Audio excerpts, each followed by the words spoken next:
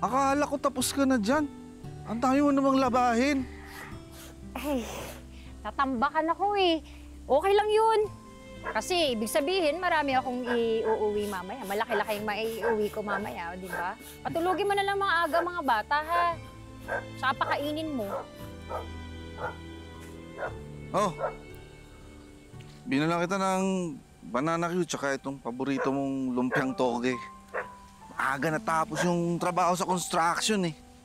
Kaya nakapadaan na ako dito agad. Halika, kain tayo. Sige, sige. Tapusin ko lang to isang pantalon. Oo ba? Halika na, kumain na tayo.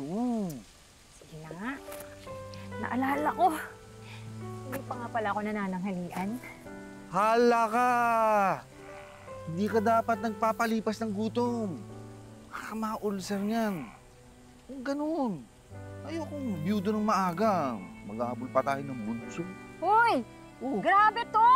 Sira ka talaga. Matagal pa buhay ko, no? Tsaka ano yung bunso-bunso? Makakamol ng bunso.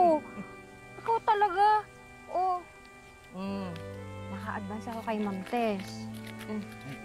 Bili mo ng pansit ang mga bata, ha? Kanton. Tapos, syempre, pag may sobra, tama mo ng ice cream.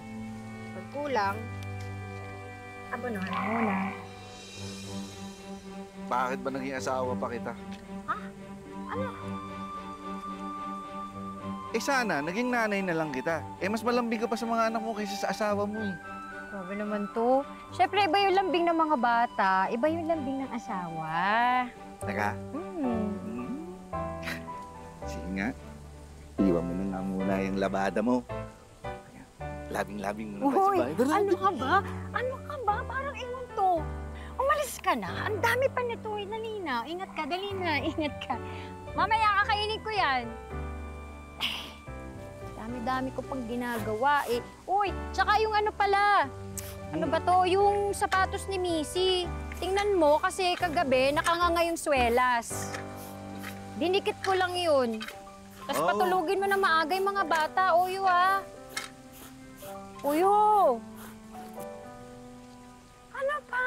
Umalis ka na. Oo na. O, dali na. Umalis ka na. Bye-bye. Okay, Commander.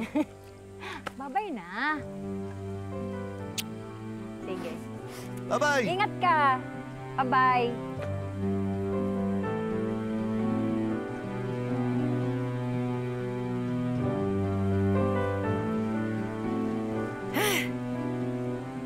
Sige lang. Kayang-kaya, Chupila. O pa ba? Mas malakas pa ako sa kalabaw. Kahit triplehin mo pa to, kayang-kaya ko to. Hindi lang maasikaso sa kanyang mga anak si Chofi, kundi isa rin siyang ina na marunong dumisiplina at magpahalaga sa edukasyon ng kanyang mga anak. Anak, Jimbo, maaga ka pa bukas. Hindi ka pa ba matutulog? Hindi mo pa ba susuli yan? Napapadalas yung pagpupuyat mo. Opo, Nay.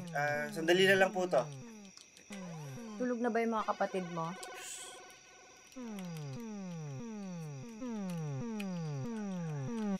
Aka na nga to. Isuli mo na nga to, nak. Nakaka-istorbo to sa'yo eh. Opo, Nay. Opo, susuli ko na nga po bukas. Kaya nga po sinusulit ko na eh.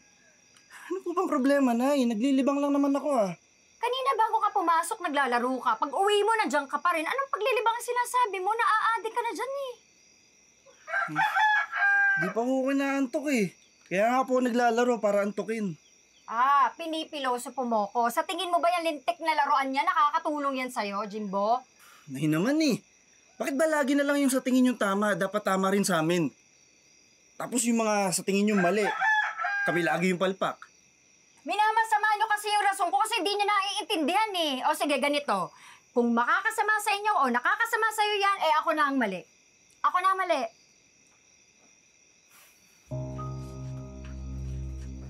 Hoy, Jimbo, hindi pa ako tapos. Jimbo, kinakausap pa kita. Huwag mo naman sana akong bastusin, anak. Sasalita pa ang tao eh.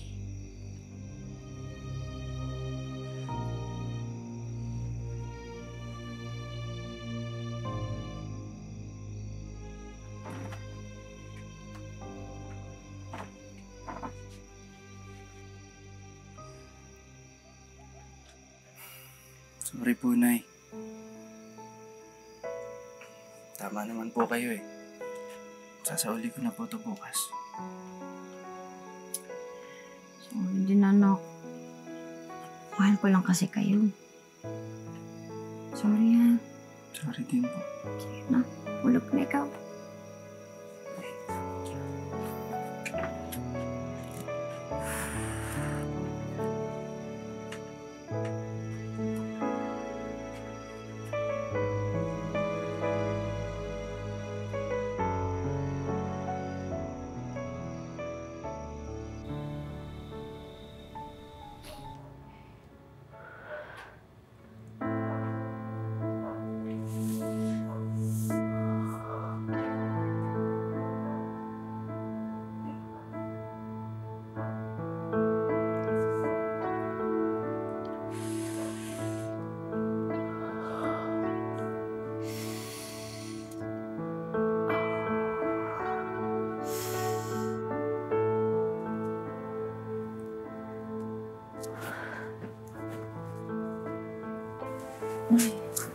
Ay, okay lang kayo, Nay. Ikay. Okay lang ako, anak. Sigurado po kayo. Nay, huwag po kayo maglihim sa akin. Magsabi kayo. Nakakapag lang ako. Kung meron pa, kaya ko na. Sige na. Magsabi po kayo sa akin kung anong kailangan niyo, ha?